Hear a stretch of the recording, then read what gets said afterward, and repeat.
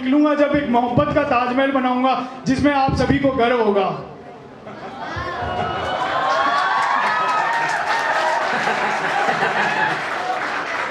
मैं stand up comedy कुछ lines कुछ गाने के साथ अपना ओन क्रिएशन है, ना आपने कभी सुनी होगी और सुनाई तो मैंने वैसे भी नहीं है, तो मैं उसके साथ करना चाहूँगा। पहले कुछ लाइनें जो मेरे भाई पीछे बैठे हैं सारे, और फिर उनकी बहनों के लिए उसके बाद में जो है लाइनें। अच्छा, तो मतलब जो बाद में गाना है वो पहले गा दूँ, हैं? ठीक है, तो मतलब अब हम शुरू करते हैं। कुछ लाइनें मेरे भाइयों के लिए।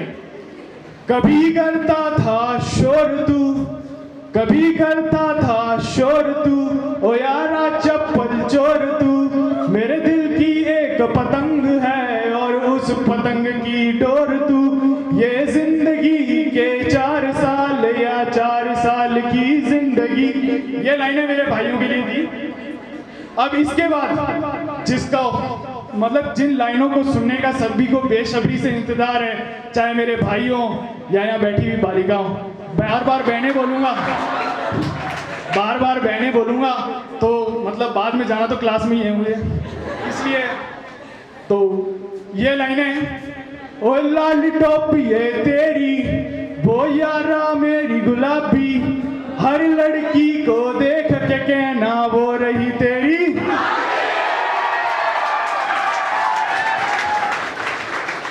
मतलब थिंकिंग मैच खा रही है आजकल। बीएड की क्लास में जो भी छात्र बैठते हैं उनको सबको पता होगा एक वर्ड, संवेग उत्पन्न हो रहे हैं सभी में।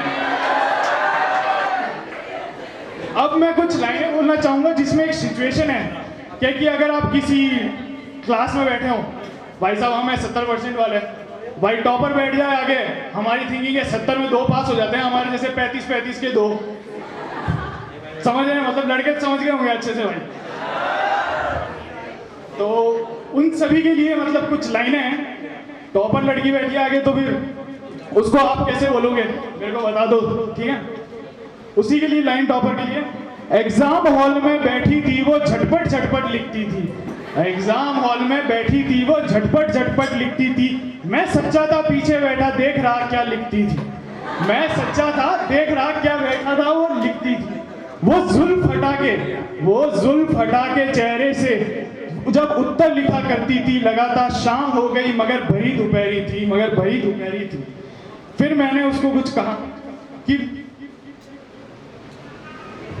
मैंने कहा उसको कुछ तो बता दो, कुछ तो नंबर पाऊंगा, घुमा फिरा के कुछ तो लिख लूंगा, कम से कम पास तो हो पाऊंगा, तरस खा लो थोड़ी सी। पर उसने कहा मैं नहीं बताऊंगी, मेहनत से पढ़ के आती हूँ, मैं क्यों बताऊं, जाहिर सी बात है नखरे। फिर उसके बाद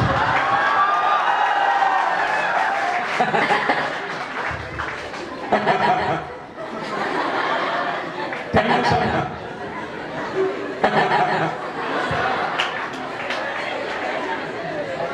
थैंक यू सर, बीच में मतलब माहौल बनाने के लिए।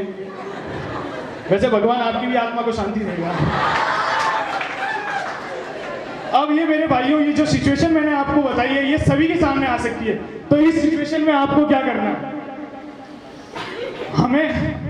हमें इस सिचुएशन में क्या करना है मेरे यारों? मतलब ये भाइयों के लिए लाइनें हैं, ध्यान से सुन लेना, तुम सभी के काम आएगी भाई। ये मेरे तो आ रखी है कई बार, पर आप भी सुन लो। मेरे यारों कभी आस न रखना इन भोली भाली आंखों का, मेरे यारों कभी आस न रखना इन भोली भाली आंखों का, तुमको फेल कराएंगी ये अपनी नकचड़ी बातों से, तुमको फेल कराएंगी ये अपनी नकचड़ी बातों से। खुद तो पढ़ लेती है रट रट के, खुद तो पढ़ लेती है रट रट के, चाहे समझ कुछ ना आता हो, चाहे समझ कुछ ना आता हो, समझेंगी खुद को टॉपर, चाहे नंबर फिर भी क्यों ना आता हो।